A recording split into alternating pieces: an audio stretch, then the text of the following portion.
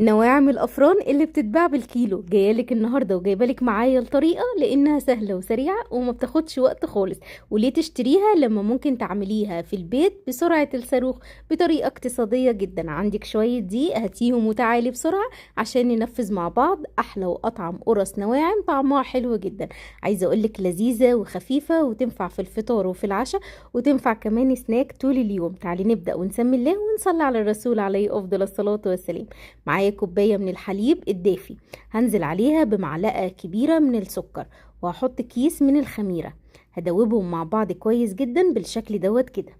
اول ما اتاكد ان السكر داب معايا هو الخميره خلاص هوقف بقى تقليب، هغطيها واركنها على جنب. هحضر معايا هنا كوبايه من السمنه، نقدر نستبدل السمنه بالزبده. انا السمنه اللي عندي سمنه بلدي فعشان كده طلعت النواعم طعمها حكايه. طيب يا هبه انا مش عندي سمنه بلدي، نقدر نستخدم السمنه النباتي مفيش مشاكل خالص. بعد كده حطيت معاها ربع كوبايه من السكر البودر، هقلبهم مع بعض لحد ما احس كده ان القوام بقى كريمي زي ما انت شايفه. هنزل بقى بنص كيلو دقيق، ونص كيلو دقيق يعني 4 كوبايات من مج الشاي العادي او المعيار اللي انت هتعايري بيه السمنه. هبس بقى الدقيق مع السمنه كويس جدا بالشكل دوت كده. صليتي على الرسول؟ طب يلا صلي على الرسول عليه افضل الصلاه والسلام وحطي اللايك بتاعك. وعايزه اقولك بقى شيري الوصفه دي عشان الكل يستفيد، وشيريها مع حبيبتك اللي انت نفسك تجربي معاها الحاجات الحلوه دي. بعد ما بستها كويس جدا بالشكل دوت كده، يعني اقعدي بسيها كده لمده مثلا ممكن دقيقتين دقيقتين ونص. بعد كده بقى هنزل بالخليط اللي احنا عملناه في الاول اللي هو اللبن. لو عندك معلقتين من القشطه تقدري تزوديهم. عندك لبن رايب مفيش مشاكل خالص، مش عندك لبن خالص تقدري تعمليها بالميه. هعجنها، وعايزه اقولك هي ما بتتعجنش كتير، مجرد بس ما تديها كده تقلبتين تلاتة هتلاقيها بدأت اللي هي تتشرب كل السوائل اللي احنا حطيناها. وخلاص على كده ما بت ما بتمطش معاكي وما فيهاش عرق خالص، ودوت المطلوب. هبدأ بقى اشتغل بيها على طول، مش هسيبها تخمر، انا هخمرها بعد ما اشكلها. القرص دي طبعا تقدري اللي انت تحشيها جبنة، تحشيها بقى عجوة زي ما تحبي.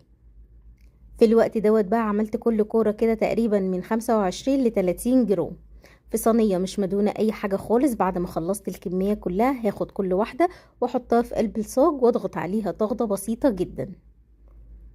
عملت معايا 3 صاجات. هخلص الكمية كلها بنفس الطريقة بالشكل دوت. احنا مش محتاجين ندهن الصاج اي حاجة خالص لان هي فيها سمنة كفاية. لو لسه ما حطيتيش اللايك ووصلتي معايا لحد هنا صلي على الرسول في الكومنتات عليه افضل الصلاة والسلام. هخلص الكمية كلها زي ما انت شايفة كده. وهنا بقى بعد ما خلصتها هغطي كل صاج بكيس بلاستيك عشان خاطر ما تنشفش معايا واسيبها تخمر براحتها. سبتيها خمرت قد ايه؟ سبتها حوالي ساعة ونص عقبال ما خمرت. كده خلصت الكمية كلها، هغطيها بفوطة واسيبها. وده كان شكلها بعد ما خمرت معايا. هشغل الفرن على درجة حرارة 200 على الرف الوسطاني. وطبعا قبل ما تدخليها الفرن استني لحد ما الفرن يسخن معاكي عشان لازم تدخل على فرن سخن. ده شكلها كده بعد ما خمرت معايا. تعالي بقى نشوفها بعد ما خلاص خلصت معايا وخرجتها من الفرن وحطيت على وشها بس فوطة كده نضيفة علشان خاطر ما تنشفش معايا. بعد ما بردت عايزه اقولك هي لسه سخنه اصلا، طعمها خطير، طعمها حلو قوي، لذيذه وخفيفه وهتحبيها قوي. وكمان طريقتها سهله قوي وبسيطه ما فيهاش افتكاسه خالص. والحجم تقدري تلعبي فيه زي ما انت عايزاها كبيره صغيره ليكي حريه الاختيار. لو احتاجت معاكي الشوايه تقدري تشغلي عليها الشوايه. انا عندي ما احتاجتش الشوايه فما شغلتش الشوايه غير على صاج واحد بس اللي هو الاولاني.